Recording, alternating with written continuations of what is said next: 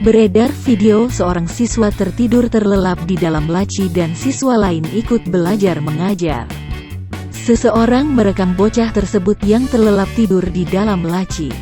Posisi meringkuk tangan dijadikan sebagai bantal. Bocah itu terlihat tak terusik sama sekali. Video tersebut diunggah oleh akun informasi @penajam_terkini_net. Menurutnya keberadaan anak itu dicari-cari oleh guru maupun temannya.